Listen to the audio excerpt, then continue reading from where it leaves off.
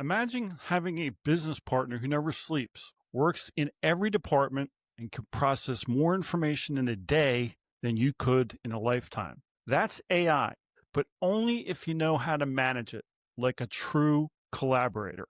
And my guest today knows exactly what it takes to turn an idea into a wildly successful product. David Fradin has been building what he calls insanely great products for over 50 years. At HP and Apple, he helped shape technology that defined an era. Later, he founded S.P.I.C.E Catalyst, a global training and consulting firm where he developed the S.P.I.C.E framework to help companies get their strategy, process, information, customers, and employees all working in sync. In this conversation, we're going to connect David's decades of product wisdom to the AI-powered world we live in today. Whether you're a solopreneur, a marketer, or a small business owner, you're about to learn how to make AI the most powerful partner you've ever had. We'll see you on the inside.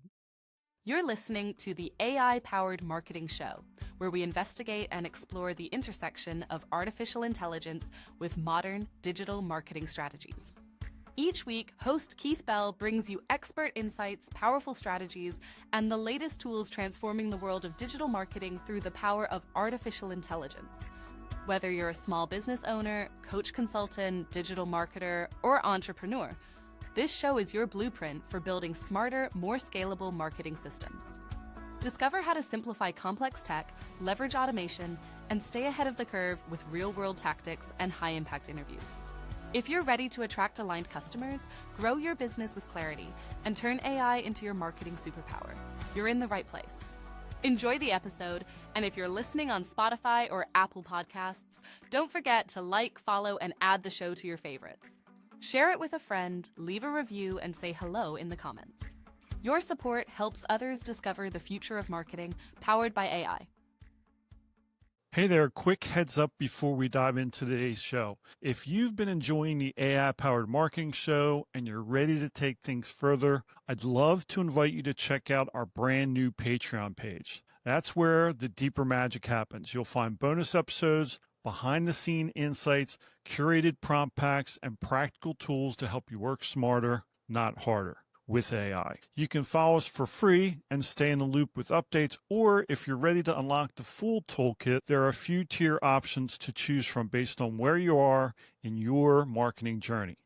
It's not just about content, it's about community, creativity, and building with purpose. Head on over to patreon.com/AI _powered _marketing _show. That's patreon.com/AI _powered _marketing _show. Or just to click the link in the show notes and join us there for free. All right, David, welcome to the AI Powered Marketing Show. How are you? I'm doing great. How about yourself? Pretty good, pretty good. Now, you've been shaping products and teaching product success strategies for decades, long before AI was even on the horizon. Let's start there. When you first started hearing about AI product development, what was your gut telling you? What was your gut reaction? It's going to be interesting.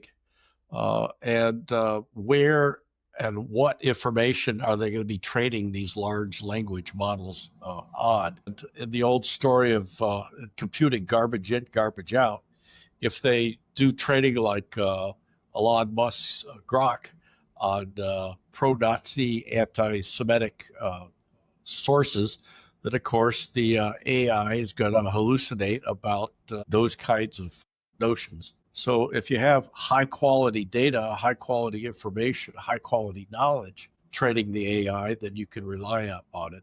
And my suggestion is if someone is using an AI tool and it's not telling you where it's getting its information from, run away from it as fast as you can, because you don't know if it's credible or not. But if they tell you what the sources are, then you can go research and check those sources to make sure that they're credible sources of information. Absolutely. Absolutely. I mean, training data is, what it's all about. Looking back at your time at HP and Apple, what's one lesson about product success that's just as relevant today as it was back then? Actually, there are 5 keys to product success, which is in the mnemonic of my company's name, Spice Catalyst. So it's in the word spice, where S stands for before you start development, be sure that you have a product market strategy, which consists of about 32 components. Make sure that you have processes that have been documented and can be repeatable.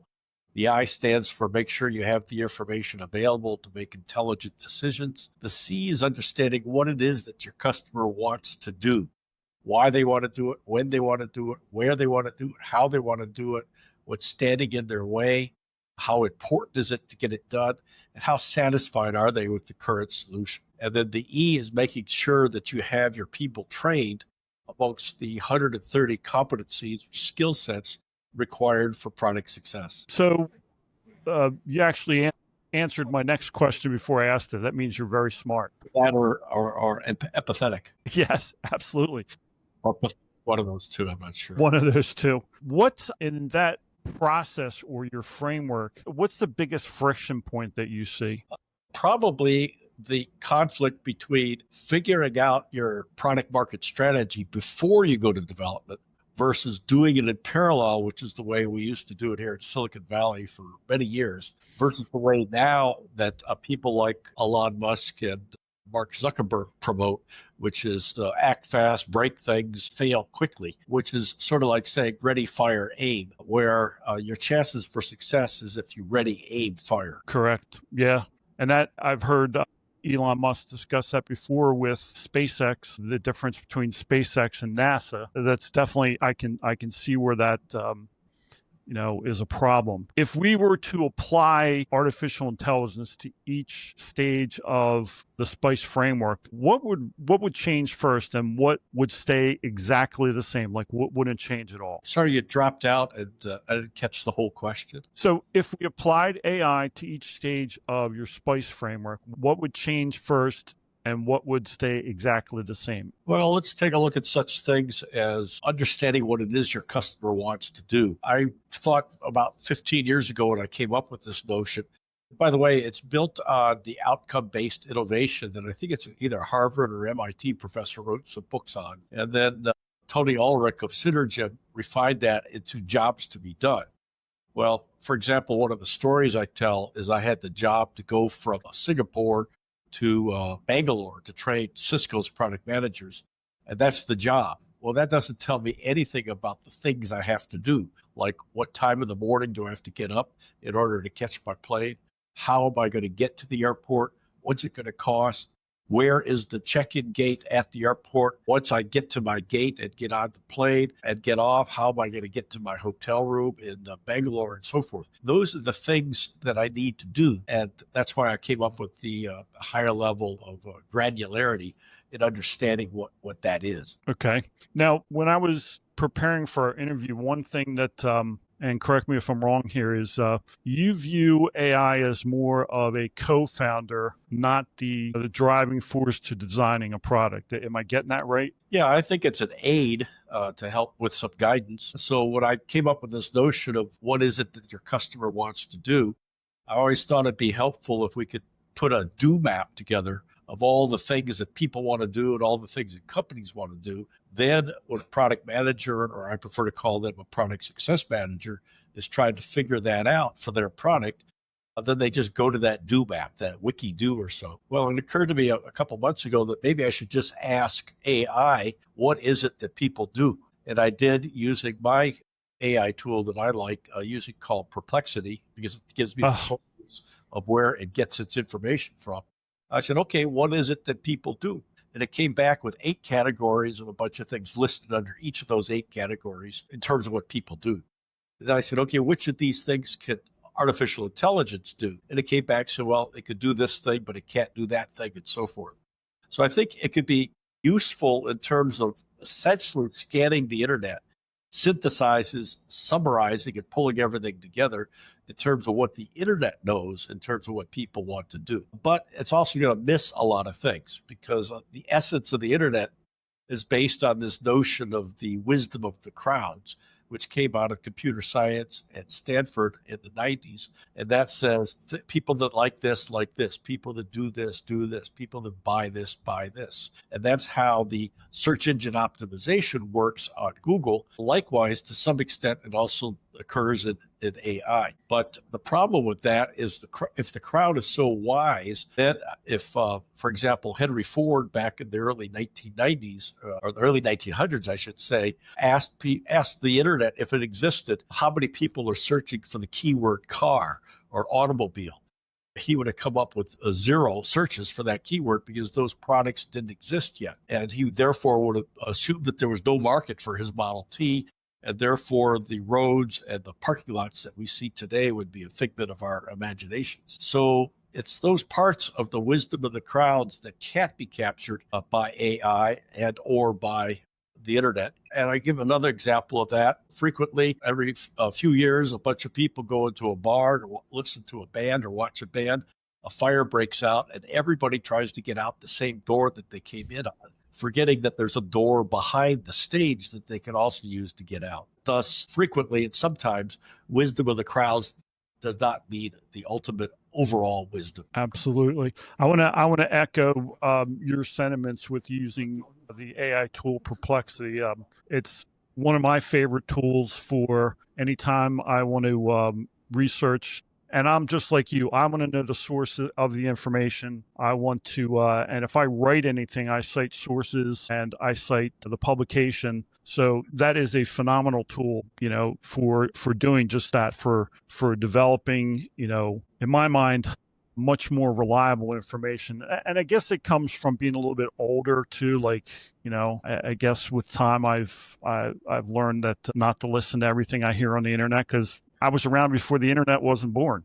So as were you. So anyway, that was my little short 5-second divestiture there. In your view, which part of the product journey can AI handle best, and which parts absolutely need a human in the driver's seat? Well, I think it can help a bit in understanding what your customer wants to do in the area of market research, possibly in the area of positioning, although I've tried it a few times and it does about half the job. It's not going to do the innovative aspect of product positioning and hence identifying the key value propositions for your particular product in comparison to the competition. Because, for example, if the competition exaggerates what their product can do, and of course, nobody on the internet ever does that, then you could get the wrong results in terms of doing your product positioning. Okay. Do you do a lot of product research in the terms like I constantly preach on my show, know your customer, know your customer, know your customer, to the point where people probably get sick of hearing it. But one of the things I've found, and maybe you can comment on this, is that you can get great information about your customer using AI, but I also emphasize the second part of that, which is validate that information. What's your thoughts on that? Yeah, I agree. I advocate a 4-step approach to understanding your customer, knowing your customer, understanding what your customer wants to do. The first is the most important, and then is observation. So you watch what they're doing. An example of this, going back to Henry Ford, is that he went around and asked people whether or not they would like to have a car or an automobile.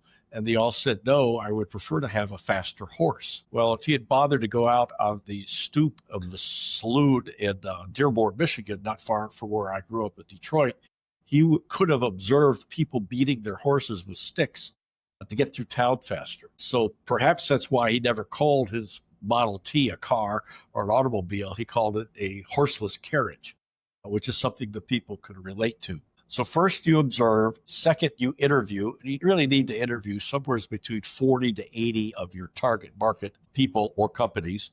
Then you do a survey with a representative sample of your target market, the personas of your target market. And that should be 800, 1,200 individuals or companies. Then if you have big data available and analytics and AI has sources of information, then you use AI and the internet and big data in order to refine your product's definition. So are you working with any companies that are doing sentiment analysis or predictive analytics in that vein? No, I'm not. Okay. All right. Yeah, it's kind of a new field that been researching more. I've interviewed a couple people about it, so we'll move on from that. If AI was was your co-founder, how would you brief it to get the best possible results, the best possible outcomes? Well, it could be used differently in each of the segments of the product market strategy. So, for example, defining the personas of your target customer and then projecting that persona out over the entire market so that you can come up with your total available market, your total market before that, your total available market, and then your target market. AI can help a little bit in each of those areas, but since you're dealing with the future, it's something that AI would not know anything about. It knows a lot about the past. It knows a lot about what has occurred previously because that information is available. Sometimes it's not even up to date. For example, I just learned I have a condo on Maui, and upcountry for me is the Kula Lodge, and it just had a fire. Today is August 11th, 2025. And previously, when I would ask questions about things like that, Perplexity would not have any knowledge of it. But today I looked at it to find out what was going on, and it had a thorough description of the lodge and the restaurant there and what a pleasant place it is. And then it had a one sentence mention that there was a fire there today. So I think the AI tools are getting better in terms of being up to date, but they're not as good as one would hope. Now, in addition to, I meant to ask this before, in addition to Perplexity, which is a great tool, what other AI tools are you using? Are you a digital marketer ready to take your strategies to the next level? Introducing Make.com, the platform that's transforming how AI-driven marketers, like listeners of the AI-powered marketing show, work smarter and achieve more. Listeners of the AI-powered marketing show are already leveraging Make.com to automate complex workflows, integrate favorite tools, and scale their strategies with ease. Imagine advanced automation handling repetitive tasks, freeing you to focus on innovation. With Make.com no-code tools and AI integrations, automating everything from lead nurturing to social media management is now as easy as clicking play on your favorite podcast. Hey, listeners of the AI-powered marketing show, are you ready to start your free trial with Make.com today and experience the power of AI-driven marketing automation? Click the link in the episode description and get started now. That's the primary one that I focused on. I've tried others. For example, a year or so ago, I wanted to check out how good Microsoft's AI tool is. So I went there and I put my name in, and it came back with a pretty accurate description of my background and experience. And I put one of my former partners in there, and it came back and about half of it was wrong. For example, it said he had a degree from MIT. He doesn't have a degree from college at all. It said that he worked at XYZ companies, and he never worked at those companies to the best of my knowledge. So it can quickly, easily, and he has a fairly common name to confuse and conflate and maybe put together information about multiple people as if it's just one person. So looking at your S.P.I.C.E framework, where do you think businesses really get where they drop the ball, where they get hung up? It's when they have a notion as to who their customer is and what it is that they want to do and don't bother to verify that, and they build the product for that, go to market, don't make any sales or make very little sales, and then they usually call me up and says, can you help me find some customers? And then we have to go back to the things we've talked about earlier and rebuild the product market strategy and find out what's going on. One example of this is I joined a company called DocuGraphics, and they were trying to do a page layout database, computer-aided design and drafting application on top of a computer workstation for Motorola. They were trying to do everything that Sun Microsystems was trying to do, plus Interleaf, plus AutoCAD, anywhere near the resources that those three companies have. That's what they thought the business was that they were in. But I went out and I interviewed the 20 or so customers that they had and found out that the sweet spot was in an area called manufacturing documentation, where you had to make sure the latest revisions of the drawings and the assembly instructions are being created rapidly and delivered to the shop floor so that the product could be built correctly with the correct revision level. So that caused a total pivot in the company to focus on this narrow, small market, niche where we could focus all of our resources and beat the competition. So I was wondering if we could go back for a second to talk in a little bit more detail about your SPICE framework. And one thing I've learned is that having a solid framework for your business and your business model is really important. If you could just go through in a little bit more detail about each section and then talk about maybe a successful product that you've launched. I mean, you've been in this business for a long time. Talk about, an actual example of how you use it. Well, the area of the strategy, I've identified 32 elements in addition to the ones I've already mentioned.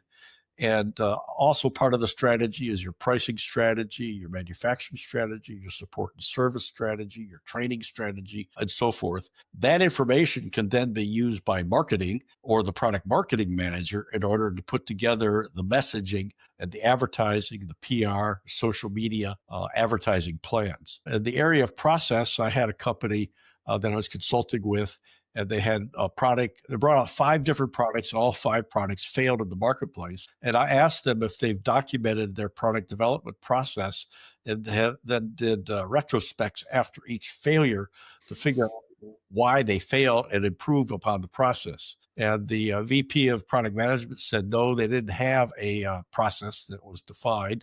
And each time they did a new product, they started from scratch. And he said the failure to have a defined, repeatable process and move up on the maturity curve of process management resulted in what he called a culture of blame, where everybody would sit around and blame everybody else for why that product failed in the marketplace. In the area of information, I was consulting for a major networking company in their services department and trying to figure out how the company could compete in India against Wipro and in China against Huawei. And I needed market research from some of the market research firms and found that the market research department at this company subscribed to about 80 different market research organizations, reports, studies, newsletters, but did not have the add-on services publications from any of those 80 places. So I asked the corporate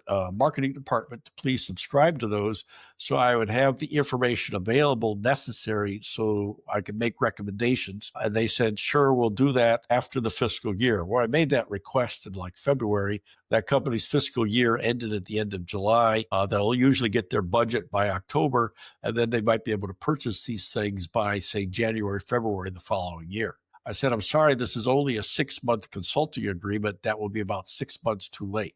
So I had to go in with recommendations without the information necessary in order to make an intelligent, informed decision. I had the same situation when I was a product manager at Hewlett Packard. I had a software product that ran on the HP 3000 mini computer. And one of the things I learned from Tom Peters when I was at Apple previously is you have to understand your customer. So I asked the corporate marketing department how many HP 3000s had been sold. He said, we don't know. And I said, well, do you have any idea what configurations they were sold with? Did they have printers? Did they have tape drives? Did they have hard disks? How much memory did they have? They said, we have no idea. Well, it turns out that my product was an informational report writer that sat on top of a data dictionary on top of a relational database. So I got the bag tapes from the corporate Amdahl computers of all the sales of transactions for the HP 3000 for the previous several years. And with the help of my engineering group, I was able to use my product, HP Inform, to find out exactly how many HP 3000s were sold and what configuration. And that's because I didn't have the information necessary to make decisions in terms of pricing my product for maximum revenue, profitability, and success. Yeah, in October of 1983, mid-October, we had the annual sales meeting where we brought together the international distributors and the manufacturing reps, which was the distribution channel that Apple used, to the international sales meeting in Honolulu, Hawaii. And that was the place where Steve Jobs was introducing his beloved Macintosh to the sales force. And the first time that 1984 commercial was ever shown publicly. Well, we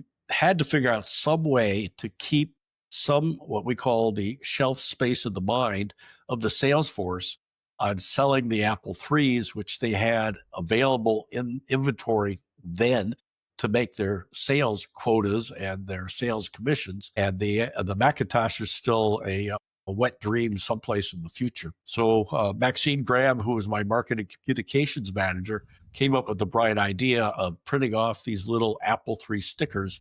And when everybody would come into the Hilton Hotel and register for the conference, she and I and a few of my other people would go up to people and put a little Apple III sticker on their name tag. So by the end of the day, everybody in the, I think we had like 1,200 salespeople there, was walking around with these little Apple III stickers on their name tags. And that thoroughly pissed Steve Jobs off because he was spending several $1,000,000 to get the attention of the sales force. And then I wandered into a Japanese store near the Hilton, and they had a kimono there and Japanese letters that said "the boss." So I bought that and a samurai sword. And at the sales meeting on the fourth day, it was a Thursday night dinner, I walked from table to table. Prior to this, Apple ran a S.P.I.C.E program where they would give $100 to a salesperson if they sold an Apple III. That'd be equivalent to about $300 or $400 today, which was not small change back then.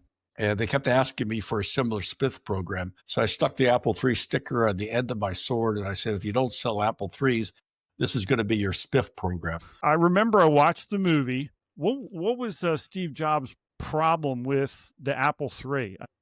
I know it cause some friction between him and Wozniak. Sorry, you're dropping out again. My question was, what was Steve Jobs' big issue with the Apple IIIs? I mean, I know from watching the movie that there was some friction over that issue, or maybe I'm reading it wrong. Oh, no, there's tremendous friction. There was two Steve Jobs. There was Steve Jobs 1.0, who I knew, and Steve Jobs 2.0, which was a much improved version.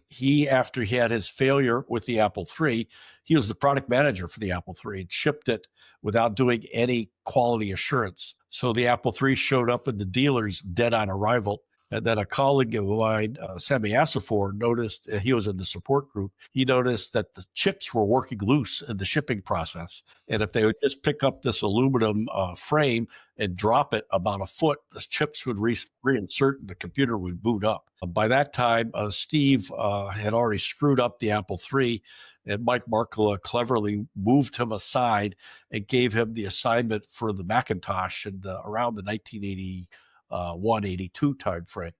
And then he introduced the Mac, but he was hell-bent on keeping the price at $1,999, $1,999, which meant the maximum memory of the Mac was 128K. Well, with his pixel screen, so that he could incorporate a mouse smoothly, it took up so much space that they had the original Mac only had about 10 kilobytes of space left, which meant you couldn't write much of a program. So he couldn't do much with the Mac, the first Mac that came out, other than using it as a paperweight. Using John Scully's words, we will market with mirrors. They sold 100,000 Macs in the first year, but the number of Macs sold by January of 1985 to 4 units.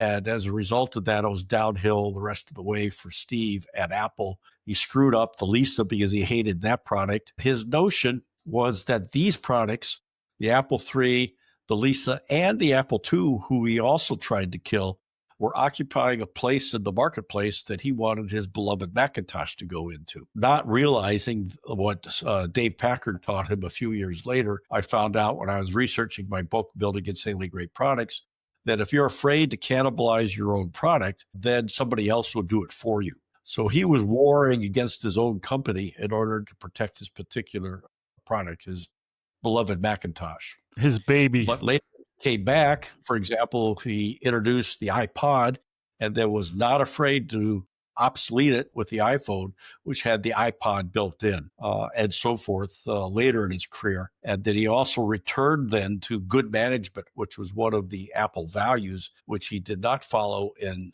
Steve Jobs 1.0, which he did follow in Steve Jobs 2.0, by following the values that Apple had adopted back in 1978. And that's one of the reasons why it continues to be one of the most valuable companies in the world. Is Is that what kind of spelled the end for Wozniak? Oh, no, Steve Wozniak left Apple, somewhere around 1980. Okay. And he went to Berkeley to get his engineering degree. And then he decided to learn how to fly, which I know a little bit about it because I'm a flight instructor and a commercial Oh, that's pilot. right. And That's right.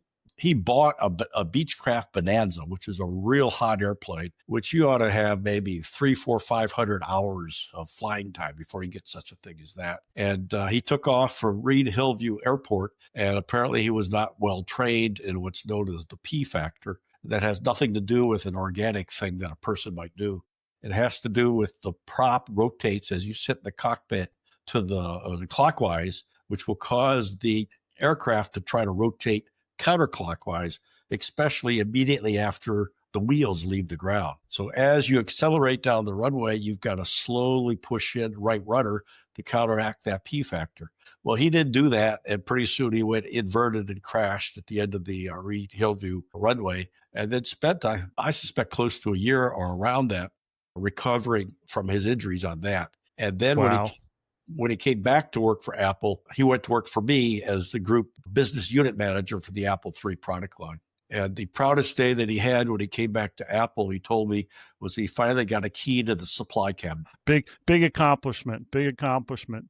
Wozniak used to work at HP, and all the supply cabinets were wide open so that the engineers could go in there and grab any component they wanted to put together their prototypes and experiment and play. While at Apple at that point in time had it all locked down. They were afraid the engineers were stealing from them or something. Oh my God. The stories, all the stories that I hear. So just one final thing here, and then we'll kind of wrap this up. In your 50 years of product development, talk about one product that was an absolute, grand slam home run, and then talk about one product that was a complete flop. One that was very successful is that after I left Apple in mid 1985, I think it was, or maybe it was late 84, I went to work as a president of a company called S.P.I.C.E. And we had a text to speech software called Smooth Talker. And because I had relationships with the couple thousand Apple dealers worldwide, almost on a personal basis with many of them, I was able to convince them to buy the product and sell it for $150. Sold $1.2 million worth of Smooth Talker in about 6 weeks. So that was a tremendous financial success. And then when I went out and tried to figure out what it is that people were using with this text to speech, I was marketing it to say, okay, it could read what you wrote back to you for proofreading purposes, or it could read the numbers on a spreadsheet back to you for proofing purposes. But I found out that the number one use is at that point in time, which was by then mid 1985, that there wasn't much you could do with a Macintosh. But with this program, you could put your Mac on the dinner table when you have a dinner party, and people at random could go up to it and type in swear words and then get lots of giggles and laughs out of the computer trying to pronounce these swear words. And then one, if you could share one absolute disaster. I went to work for a company called Digital FX that had a desktop video editing system called Video FX. And I introduced the Video FX Plus at the National Association of Broadcasters Conference in the fall of, this would have been around 1991 or 92. And the president of the company came to me and says, I want you to write a market research report, desktop video products, and you have 3 weeks to do it. I said, sir, there's a real problem with that. We're about to ship the Video FX Plus, and we are right in the middle of beta testing. So we kind of need to make sure it works before we ship it. And meanwhile, the existing product that's out there, I get a call practically daily from a post-production suite that bought this thing for $10,000. It doesn't work. It was trying to integrate analog video decks with digital control from the Mac, and frequently the thing just wouldn't work. And the way video post-production was done then is people would come into the post-production suite and they would join as the client with the editor and making all the edit decisions. Well, if this was not working, then the client would get mad and walk out or refuse to pay for the post-production. These guys had probably about $70,000, $80,000 worth of video equipment, including the video effects, the decks, the switchers, the character generators, and so forth. And they were getting calls from their bank asking them to pay the $700 a month in their lease fees, and they were losing all their clients. So I told the president that, and I said, if we want to survive as a company with this product, we got to make sure we get it to work properly, and we got to make sure we get the Plus tested properly before we release it. He didn't care. I got fired within a week. It was a mercy killing, but I was loyal to my customers, and the company went out of business about a year later because their customer satisfaction was very, very small. Their dissatisfaction was like 60, 70, 80%. Yeah, you would have thought he would have recognized that having a product that works is kind of important. Well, the unfortunate thing is the venture capitalists that invested in this thing, which included Kleiner Perkins, which was a preeminent VC firm at the time, they didn't care. It was all about the financials. It's all about going public and getting a return on their investment. Well, that's very counterintuitive. Well, I want to wrap it up here before we go. I want to ask, going forward with this AI-driven world that we live in, what's one piece of advice you can give people that are in the product development space with respect to how they use AI? Double check your sources. Yeah, that's use Perplexity without a doubt. Yep. If somebody wants to learn more about your company or get in contact with you, David, what's the best way to do that? Go to my website at spicecatalyst.com. All my books are listed there, along with links to where you can get it on Amazon, and links to my online courses are there, and the syllabus for my in-person courses are all listed there. And fill out the contact form or send me an email to dave@spicecatalyst.com, and search for me on LinkedIn and be sure to connect. Okay. Well, I certainly appreciate your coming on this show. You've been very insightful, and I know I've learned a lot, and it's kind of nice to talk to somebody who has the shared experience of seeing how things have developed over the last 50 or so years with product development. Thank you so much for being on the show. I really appreciate it, David. You bet. Glad to be with you.